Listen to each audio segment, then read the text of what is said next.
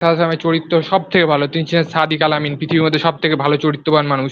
কিন্তু আমরা একটা প্রশ্ন দেখছিলাম, আর একটা নাস্তিকরা ছুড়ে দিচ্ছে আর কি, যে সহিহ বুখারী 233 নম্বর হাদিস আর সহিহ মুসলিমের 1671 নম্বর যে হাদিস, এখানে কিছু লোক এসেছিল নবী সাল্লাল্লাহু আলাইহি সাল্লামের কাছে, যারা ইসলাম গ্রহণ করেছিল। তারপরে তারা তারা মানে শরীর খারাপ করেছিল বলে নবী সাল্লাল্লাহু আলাইহি সাল্লাম তাদের বলেছে উটের পেশাব এবং দুধ খেতে। তাদের তখন তারা ওইগুলো খেয়ে তাদের শরীর খারাপটা সেরে গেল। তারপরে ওরা যে রাখাল ছিল আর কি, মানে যে উট চালন করছিল তাদের মেরে দিল আর কি, এবং জি। উটগুলো নিয়ে চলে গেল।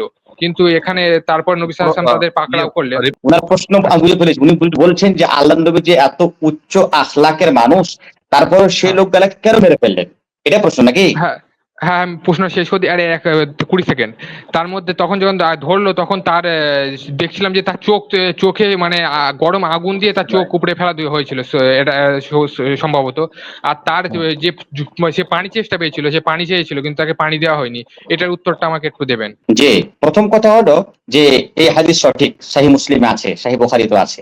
আল্লাহ নবী তাদেরকে বললেন, আমি সংক্ষিপ্ত বলছি, আপনি যেহেতু হাদিসে জানেন, আল্লাহ নবী বললেন যে যাও, এই সেখানে সাদাকার উট রাখা আছে, তোমরা যেহেতু অসুস্থ ব্যক্তি, তোমরা ইশরাবু মিন আবওয়ালিহা ওয়া আলবানিহা, তোমরা গিয়ে যেখানে যেখানে সাদাকার উট বা জাকাতের উট রাখা আছে, সেই জাকাতের উট গুলির পেশাব পান করো এবং দুধ পান করো। আল্লাহ নবী যেহেতু রাহমাতুল আলামিন, তিনি জানতেন আল্লাহর পক্ষ থেকে যে এতে রয়েছে শেফা বা এতে রয়েছে আরোগ্যতা। তাই আল্লাহ নবীর কথা অনুযায়ী তারা সেখানে যাওয়ার পরে সে উটের পেশাব পান করলেন এবং দুধ পান করলেন, তারপরে তারা সুস্থ হয়ে গেলেন।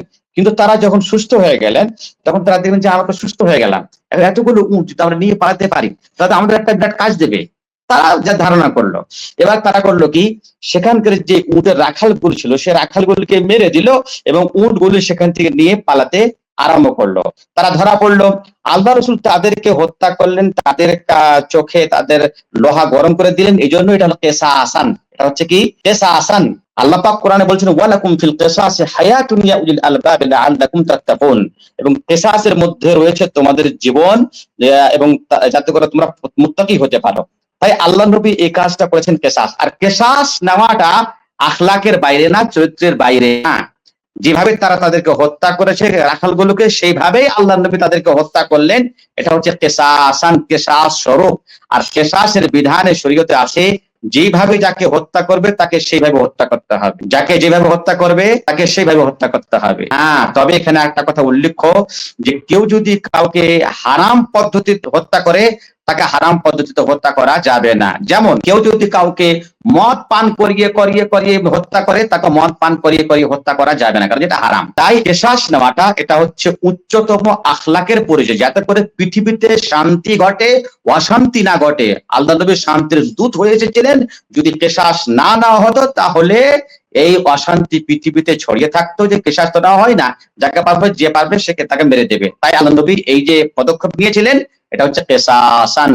জি জি ভাই। আচ্ছা আচ্ছা, তাহলে কি ওই যারা মানে রাখালগুলোকে মেরেছিল তারাও কি তাদের চোখে মানে জি এমনি জি চোখ উপড়ে দিয়েছিল? এটা জি হাদিস থেকে প্রমাণিত তো? আচ্ছা, আমরা তো জানি না, এটা আপনারা ভালো জানবেন, ওই জন্য আপনাদেরকে প্রশ্ন করছি।